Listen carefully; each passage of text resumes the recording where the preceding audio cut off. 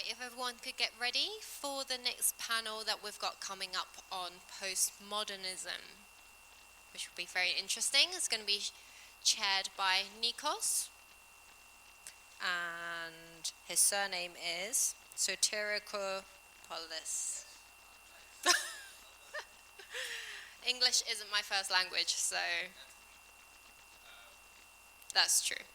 But it's spelt in English. Anyway, I'll pass it over to him before I embarrass myself any further, and you can introduce all the speakers. Thank you very much. So, for this panel, before we start, just say one thing. I'll be very strict with timing, and this is not me being like Petersonian, trying to impose order against chaos. It's just that I have to catch a train, and all panels need to be very, very punctual. So, who do we have here? We've got Rosie Ginsberg. Rosie is the director of the Ayn Rand Center. Also, he's the main reason all these things are happening, because he put his time and his energy into these events. So I think we're thankful for that. And our second speaker is Luke Mitchell. Luke is a vlogger, a blogger, and a student in journalism. He has some very interesting ideas carrying in different parts of philosophy, from Nietzsche to objectivism to postmodernism. So let's see what he has to bring on the table. And also we have Greg Scorzo. Greg is the director and editor of Culture on the Offensive. Culture on the Offensive is a magazine, an online magazine and a social enterprise. Greg is a very interesting unorthodox thinker, and he has, in Culture on the Offensive, you can find some very interesting analysis. And my favorite one is the one about Peterson and Zizek, the debate, and how it ended up as a bromance rather than as this conflict that everyone expected. So I encourage you to check the work of these people on the panel. So without further ado, or however, whatever that expression is, we start with Rosie.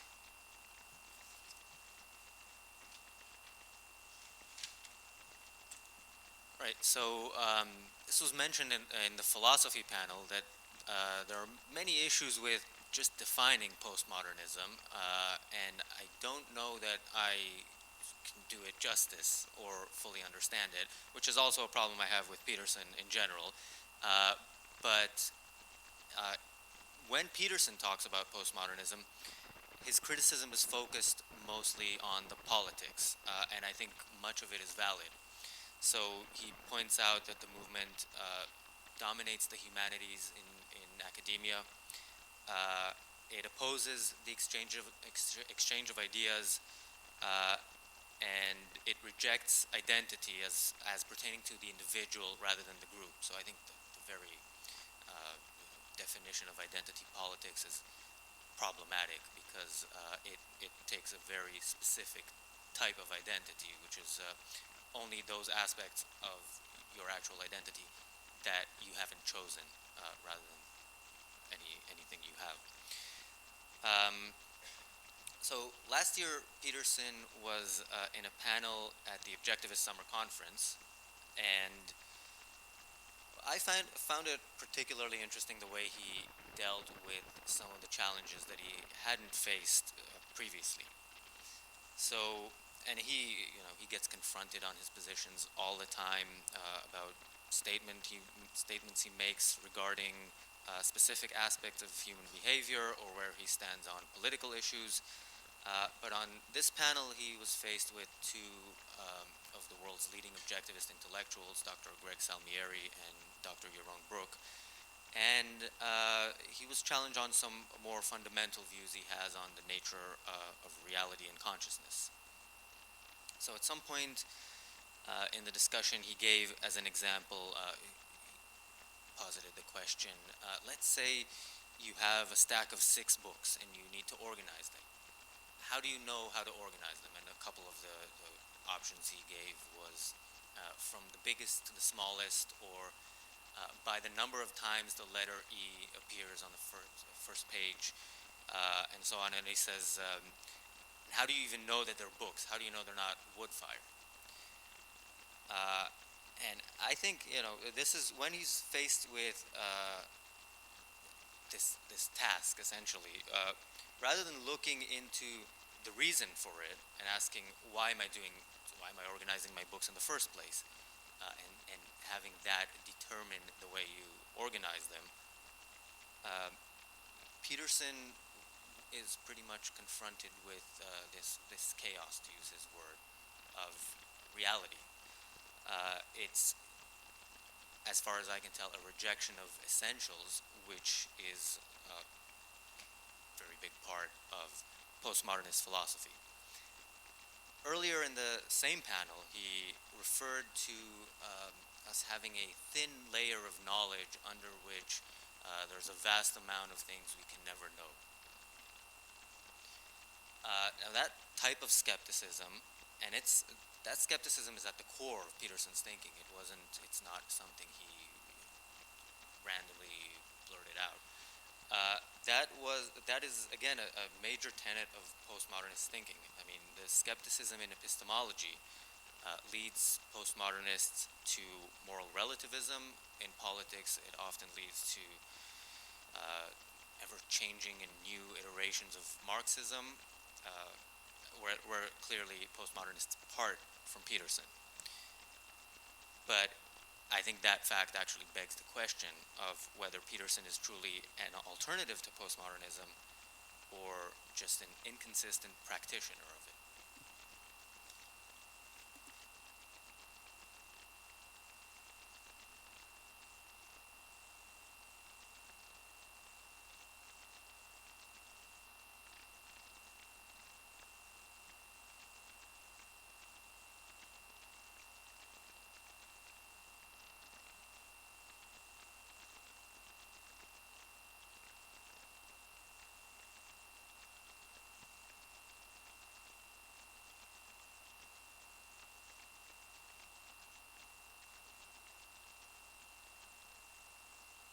How about now? Ooh, whoa.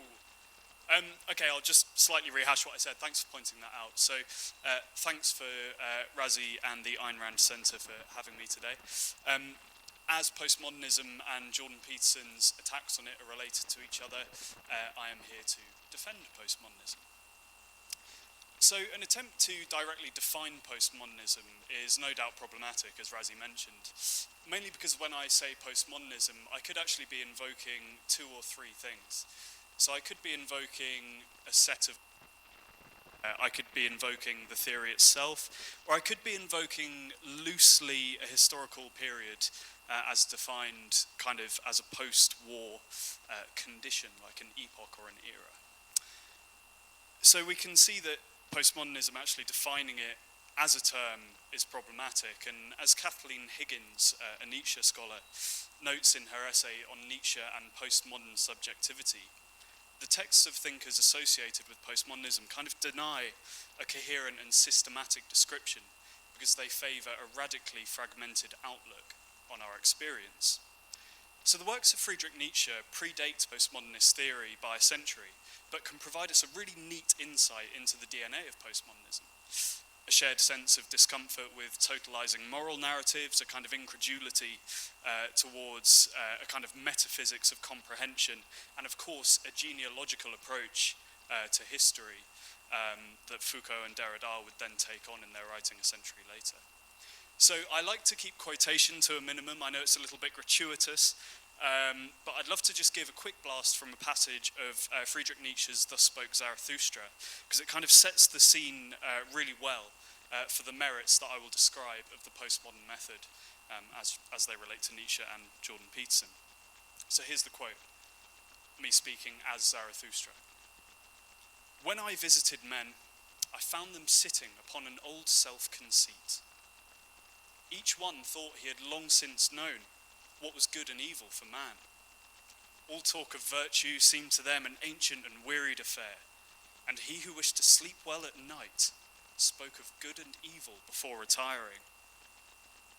I disturbed this somnolence when I taught that nobody yet knows what is good and evil, unless it be the Creator. But he it is who creates a goal for mankind and gives the earth its meaning and its future. He it is who creates the quality of good and evil in things. So part of Nietzsche's brilliance and importance is how he kind of reoriented the task of Western philosophy away from the pursuit of an absolute truth to the exploration of meanings.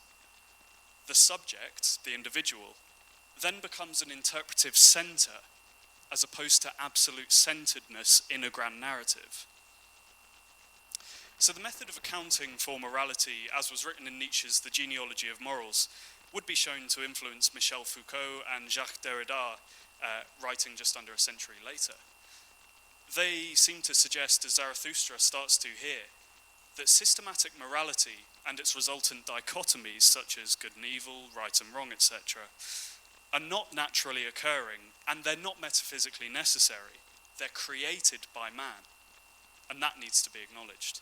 And that they were kind of born of an inherent desire to articulate an absolute truth, a kind of psychoanalytic breakthrough of Nietzsche, was that this is something humans are always striving for, a grounding principle, something metaphysical and moral to anchor us to existence and meaning. So kind of crystallized in postmodernism a century later, we can kind of glean how the articulation of absolute truth may have been propagated as a means of establishing and justifying power. This is an insight which Peterson expresses a discomfort with, but seems to conceptualize with the term identity politics. I personally find this diagnosis inaccurate. So I should note before continuing that although the texts of Nietzsche and the postmodernists share an asystematic approach, they can't be completely equated or seem to be agreeing. For example, Nietzsche's text acts as an implicit critique of the historicist trappings of postmodern theory. He also sees an appropriation of metanarratives and the incorporation of them into a subjective sense of meaning as indeed possible and worthwhile. So instead of rejecting them outright, you can own them, you can create them, you can self-create and reoccur. Jordan Peterson gets close to this in his more lucid moments, and that's something I'll always concede. He says, well, you should focus on yourself before you cast moral judgments over others, and that's absolutely a great message. However, he seems to pick postmodernism as his boogeyman, as the kind of object of his ire. And this to me just seems completely arbitrary. He kind of throws the postmodern baby out with the philosophical bathwater for no good reason. And this seems particularly weird when he does invoke Nietzsche, who is in some ways the kind of grandfather of postmodernism when viewed in the context of Heidegger, who could arguably be called the father. So Peterson kind of sits on the old self-conceit that Zarathustra disrupted for us a moment ago, which is a kind of nice irony. So Jordan Peterson kind of comes from the perspective of normativity and systematizing, and he can't help but give a kind of easy and political totalizing answer against postmodernism, and it's mainly from a pragmatic perspective. It's rather interesting. So in clamoring for a political reading of postmodern theorists, he kind of shoehorns them into an advocacy of a communist politics, which, as we can explore later on, is really bizarre, particularly seeing as Foucault was actually a virulent critique of Marxism and indeed its 20th century manifestation. So this kind of communist spook that's come to infect the minds of otherwise well kind of behaved liberal-minded students is a boogeyman and a little bit of a, what would you call it, kind of a straw man, in my opinion. We can talk about Peterson's kind of greatest inaccuracy hitherto, that kind of well-known catchphrase of his, the postmodern neo-Marxist, which he did address in the debate with Zizek, but he kind of stuck to his guns in the caricature. And I think this whole kind of idea of postmodernism seeing the world as a battleground of identity groups is patently false and something I'd like to argue against. It holds kind of no more water than a conspiracy theory, in my opinion. So this ties up my opening remarks. Just this section of our blurb, if anyone's seen it, that asks if postmodernism is an inherently left-wing phenomena. And my answer to that is an emphatic no.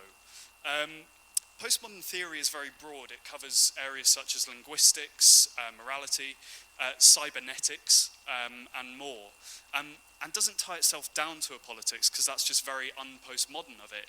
It would be kind of counter to its own reason to exist. And the other kind of trivial bit of evidence I'll give for this is kind of neo-reactionary or right-wing thinkers who are expressly influenced by postmodernism, such as Nick Land or Piotr Sloterdijk. So that's just something to take from that. But as I say, I'm looking forward to this discussion, and that concludes my opening remarks.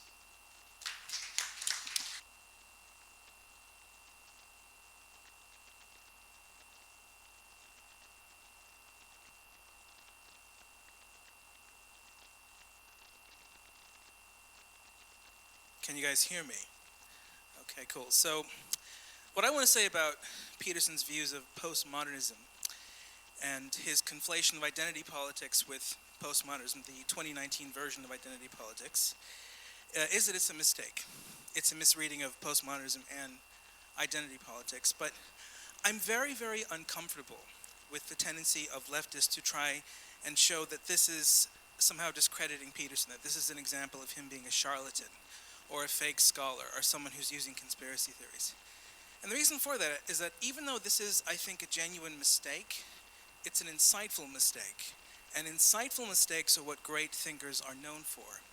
What charlatans are known for is telling the truth in a way which is misleading. This is the opposite of that. This is saying something false, but which is actually leading us to the truth.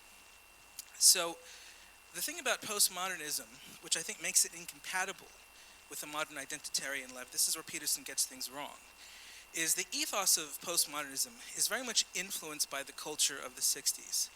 And so while I agree that it's possible to be a postmodernist who interprets the text apolitically, or you can even be a right-wing postmodernist, I think that the reason postmodernism was written and the reason it caught on as an activist movement which dominated the academy is because postmodernism very much was a response to certain left-wing, leftish attitudes that were very fashionable in the 60s and 70s and 80s. So those attitudes were about liberating people, not imposing power on people, not allowing the majority to impose power on minorities, and defending outsiders. I think that's what motivates postmodernism. And I think postmodernism is fundamentally incompatible with contemporary identity politics because contemporary identity politics has a very different ethos which jives more with the culture of today, which is about controlling oppression, imposing power to stop or take privilege away from people, and not making the outsider someone who is merely protected, but turning the outsider into the insider, getting the outsider mandatory validation from the insiders, and then punishing the insiders if they fail to give the outsiders validation. The most iconic example of that is transgender politics, right? But what is it about postmodern theory as a set of kind of epistemological and normative principles that doesn't jive well with identity politics today? And I think what that is postmodernism, as has been said earlier, is a bit difficult to describe because there's the problem of, well, whose postmodernism are you talking about? Are you talking about Foucault? Are you talking about Derrida? Are you talking about Deleuze? They all say slightly different things.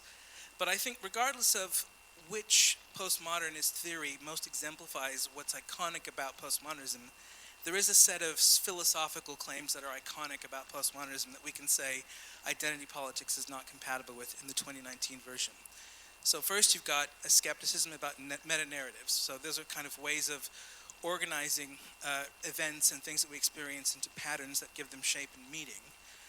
There's a skepticism about objective normativity. So there's a skepticism about the idea that something could be right or wrong, or good or bad, independently of anyone's beliefs about it. There's a skepticism about essentialism, which is the idea that there is something fundamental to a phenomena which makes it what it is. And there's also an attempt, insofar as you get postmodern ethics, to do ethics without universalism, to make claims that are really about emphasizing difference rather than saying everyone on ethical grounds must conform to some universal moral norm. Now, I think modern identitarian politics, especially influenced by things like critical race theory and intersectionality, are pretty much incompatible with these skepticisms that come from postmodernism. First off, because in modern identity politics, you have a meta-narrative, which is equity is social justice. That's the meta-narrative of modern identity politics. Secondly, although people often claim, including Peterson, that identity politics is relativist, I actually think it's not. It's an objective normative standpoint theory. Because it says, for instance, that if you have white privilege, there's nothing you can do, there's no context you can be in, there's no belief you can have to get rid of it. Even if you happen to be a woman oppressed by men or a transgender person oppressed by cisgender people, your white privilege is always there. It's an objective fact of the world, given that social conditions work the way they do, and there's no way you can get rid of it with beliefs and desires and relativize it. And the reason I think modern identity politics is objective like that is because if you could say things like, well, I have male privilege, but in another context I don't, that wouldn't make people angry. The reason why identity politics has to be as objectivist in the sense of having an objective normative standpoint as it does is it's got to harness anger and resentment. And you can't do that about privileges that are only relatively privileged. They have to be absolutely privileged unless you redistribute the privilege to the people below you who have less privilege, which is basically the universal ethical norm of identity politics. Identity politics is all about having equality, which is normally cashed out in terms of power, in a very specific way, which is it's not equality between the rich and poor, it's equality between all the different sub-demographics of the population, and the equality isn't just economic, it's in terms of equality of outcome in every domain of society, including, who gets to sleep with who in many contexts. So, on top of all this, you've got an essentialization in identity politics, which goes against the postmodern skepticism about essentializing, and that is, it's an essential fact of being privileged that you have a character vice that you can only get rid of by getting rid of your privilege and accepting the dogmas of identity politics that will allow you to redistribute your privilege to others via double standards and etiquette and all sorts of other things, including even economic stuff, sometimes like reparations. So this is how I think that identity politics is very much at odds with postmodernism. And Peterson is wrong in calling identity politics a version of postmodernism or postmodern neomarxism. I also think it's not Marxist either, because it's got a main meta-narrative. Marxism has a meta-narrative as well, but postmodernism can't be Marxism because postmodernism is supposed to be against meta-narratives. So there's that tension. But there is something totally and absolutely insightful about this mistake. So yeah, it's definitely true that modern identity politics is not postmodern and it's not Marxist, but what it does is it hybridizes the fundamental sentiments that I think made postmodernism and Marxism popular. It wants to take power away from the powerful to give to the powerless. It views that as almost like the ultimate and only categorical imperative. That is extremely influenced by Marx. And it views the only way of analyzing social change as being something that has to do, or even reducible to, changes in power, which comes from postmodernism, right? So while I think Peterson is wrong to say identity politics is postmodern neo-Marxism, this isn't a conspiracy theory. This is an insightful mistake coming out of the fact that he's misarticulating the fact that what modern identity politics has done is it's hybridized the two main sentiments behind postmodern activist movements and behind Marxist activist movements.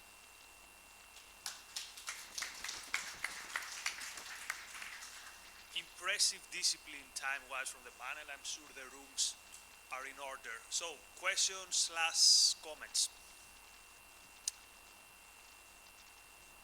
What is a meta-narrative? More questions/comments. Did you say meta-narrative? No, a meta-narrative. Okay. That'd be like the galaxy brain meme. Meta-narrative. What is that? Let's go back and... A meta-narrative is a way of giving meaning to a set of patterns in a set of experiences. That's the clearest way that I can think of explaining it. If you can think of a clearer way of explaining it, you can.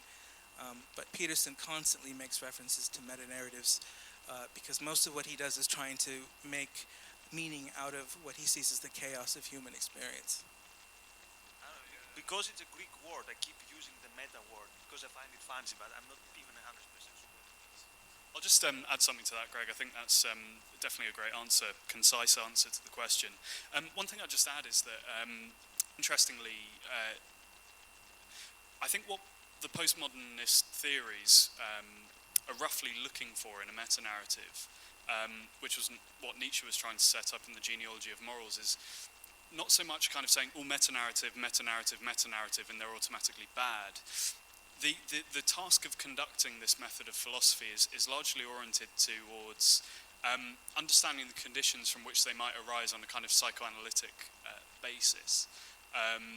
So it's not necessarily that they spring up naturally. This is the kind of post-structuralist element of postmodernism, is that there's a recognition that any kind of grand metaphysical or moral system has at the very least been thought of or created by people, and exploring why is one of the central tasks of the postmodern kind of, if you call it a project, their project. Have we got any other questions or comments? Oh. Yeah, this is just a brief comment on Greg's point that identity politics is an objective normative theory.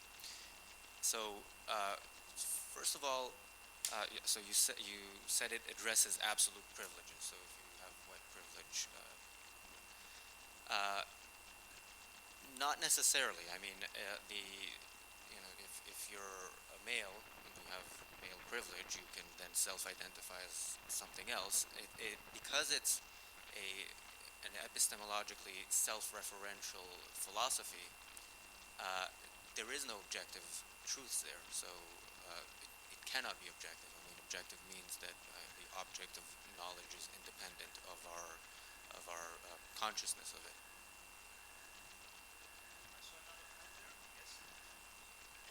Why do you think Jordan Peterson is making this insightful mistake? Because he has debated so many people and he made his stand very clear. So if it is insightful mistake, why he must know this? So then it's not a mistake anymore. It probably is his belief.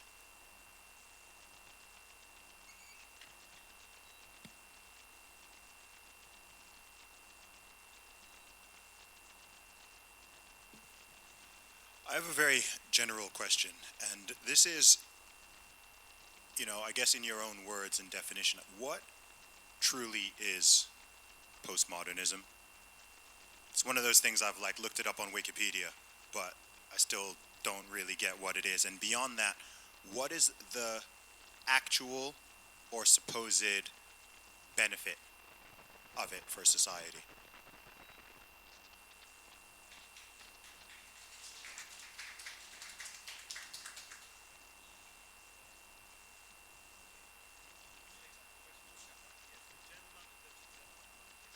Just a brief comment. My guess is that Peterson's problem with postmodernism is that the question that I think really drives Jordan Peterson is, how does meaning come into the world? What is the origin of meaning? Hence his big fat first book about maps of meaning. And I think postmodernism is saying to him, that's not really a valid question. That's not a sensible question.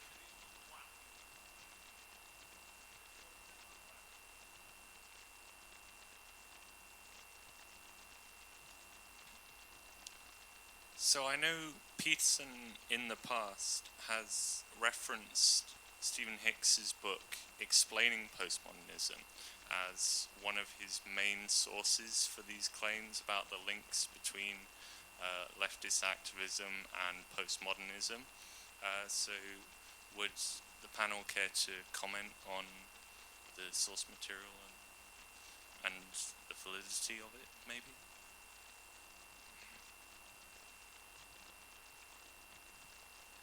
I would like to take a moment to invite the panelists to tell us the most ridiculously stupid postmodern thing they've ever heard, because I think we'd all really enjoy having a good laugh at postmodernism's expense. Please.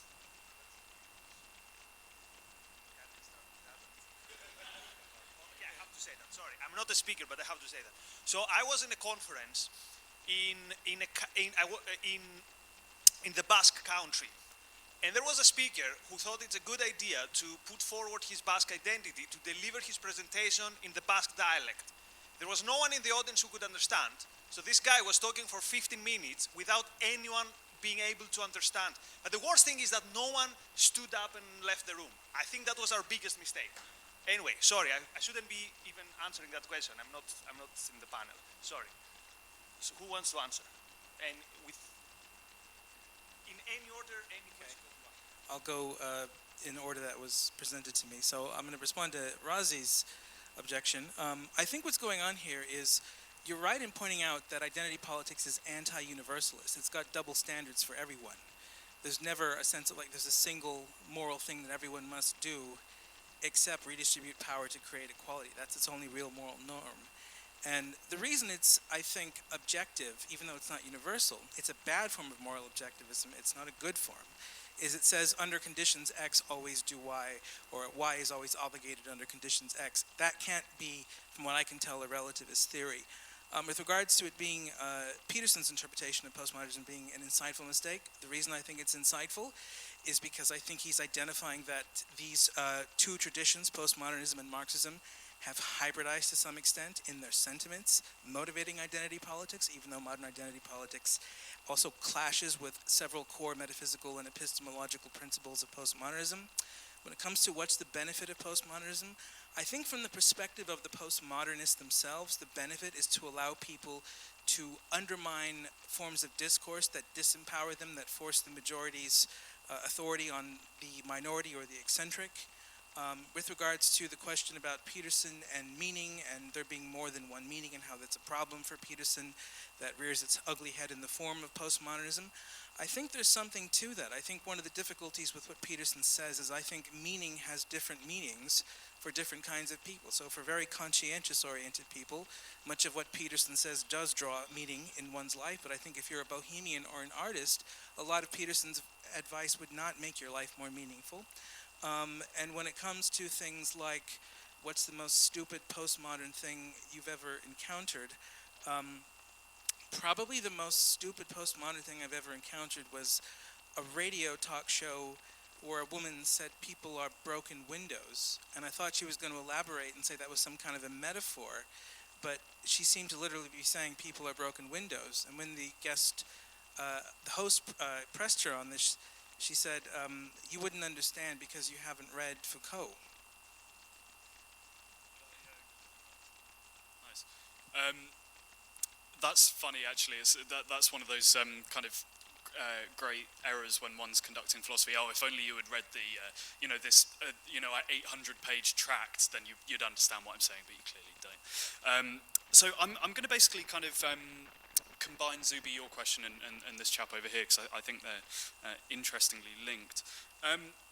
So as far as the kind of I'll address what is and then the utility of postmodernism, because I think it has some good insights that even Jordan Peterson could use himself. So as regards meaning, there's this very interesting kind of, I suppose, niche in the approach of the postmodernist, because what Friedrich Nietzsche was kind of identifying in the genealogy of morals is that there's no real single origin meaning-wise, but there's opposition and diversity, and this is kind of a self-recreating, kind of bubbling, constant, multifaceted mechanism. And this is then later taken up by Derrida as différance, this kind of famous Derridian phrase, essentially difference. And this is largely why he rejects Marxism, because it's not a politics of difference, it's a unifying, totalizing whole that seems to want to eliminate difference. So that's actually not part of the postmodernists don't accept the premises of that proposition. They're not trying to owing to this kind of incredulity towards meta-narratives, to use Francois Lyotard's phrase. I believe it's Francois Lyotard anyway, that's kind of his famous thing. He's the only one that actually incidentally identified himself as a postmodernist. The rest didn't actually take up this name. So there's that interesting thing that they're not necessarily looking to trace a strand of meaning. This is the kind of rejection of essentialism. I think, Greg, you've done very well to pick up on this idea that identity politics is essentialism. And therefore not permitted in the postmodern canon. I think as far regards Zuby, the kind of the utility of postmodernism, I think it's hugely liberating. I think this is a very interesting, it could be very revolutionary for the subject. In a different way to a kind of an objective or normative approach also can be, I'll concede that, is that, and this is where the postmodernists lack a little bit, and this is where Nietzsche did the great kind of doctrine of self-overcoming, that actually meaning is subjective, and to self-create and to overcome and to recur, much as we know from Steve, we know from Zarathustra's Serpents video that David Bowie did this. You know, Ziggy Stardust, build him up, kill him off, the next thing. And that's a very empowering kind of non-narrative narrative for the individual to take up. So that's the kind of utility of postmodernism that I think we can draw on. So basically be whatever you want to be in a way. Effectively, yeah, without strictures, without holding on to a metaphysical system, just go out there, go crazy. That's the... So, yeah, on the question of what postmodernism is, I mentioned at the start of my opening remarks, this is a question that comes up, and I don't know that anybody has a very good answer for that. I don't. From the little I've read of postmodernists, I could understand very little. I also looked it up in Wikipedia, and in the second paragraph it says that postmodern thought is broadly characterized by tendencies of self-referentiality, epistemological and moral relativism, pluralism, and irreverence. So, as taking that definition on the question of what's good about it, I think I would say nothing. The role of the mind is to discover reality by observing it and forming concepts, and you start by identifying what is out there as independent of your mind, not by referencing what is inside your mind and building on that as if you can create reality in your mind. So, thank you. Have we got any other comments or questions? We've got one over here, Pierce. Yes.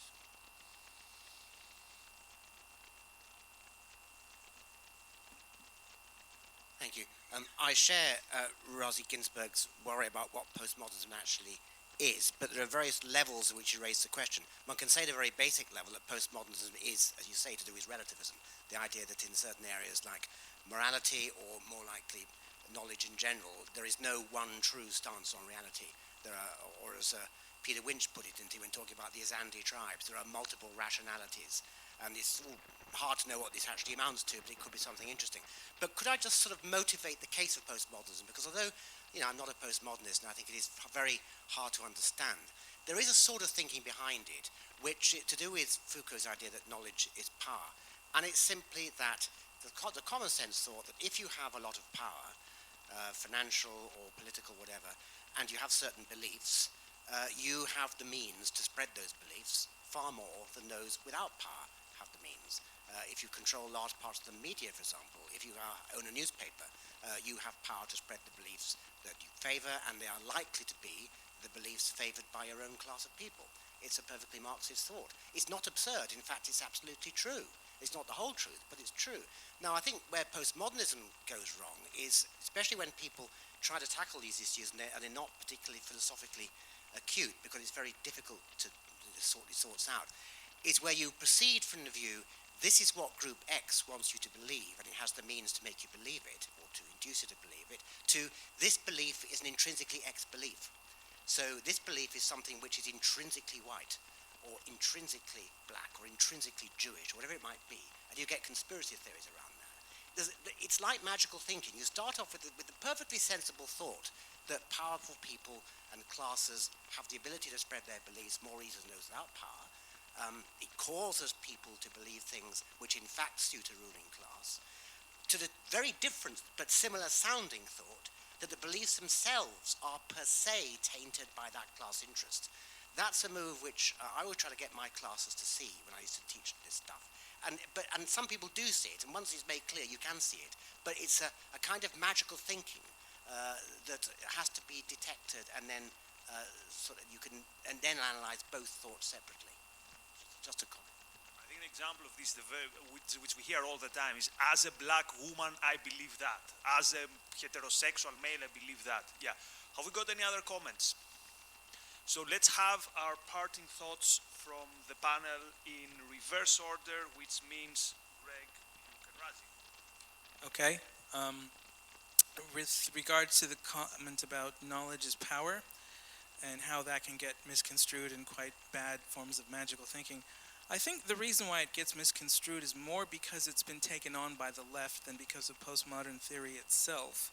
What the left tends to do is say if an idea is a white idea, the only way that you can have any stake in dealing with it is to radically transform society, to take power away from the whites and give it to the other groups. Whereas I'm not sure that that's an implication of the postmodern texts themselves, or at least ways you can interpret some of the texts. And one of the difficulties I think Peterson again has is he conflates postmodernism with the way that it's been appropriated by the left rather than simply looking at what's in the text or even looking at the main core philosophical ideas associated with it, which you can interpret in different political ways to some extent. But I do think, and I want to close with this, I don't think postmodernism is actually a set of theories for the simple reason that the texts are willfully opaque in the way that they are written. And necessarily you cannot generate a comprehensive explanation of the world with lots of details, which is what a theory is, using a willfully opaque text. So I think that actually, regardless of whether one can get something interesting out of a postmodern text, postmodernism, insofar as it presents itself as theory, is actually a form of charlatanism, because postmodernism necessarily can't be a theory, and that's why none of us can even adequately define it all that well. So, sorry, I'm just going to note something down before I forget it. And there we are. Okay, my handwriting is notoriously bad and takes a while. So, as parting thoughts, I'd like to just really double down on this idea that because postmodernism is actually bit of a mischaracterization of the people that were involved in what seems to be the movement of postmodernism. This kind of wanting to prescribe some sort of positive alternative they give, some sort of politics, some sort of totalizing conviction, a conclusion, is basically the major misfire that Jordan Peterson makes. It's just not in the nature of the postmodernist canon, if it can even be called that, to give solution. It's more of an explorative, critically engaged mode of conducting philosophy, aesthetics, linguistics, or indeed, like I said now, in a contemporary manifestation, something like cybernetics. So it's not geared up to tracing an origin and then saying, okay, here's the solution.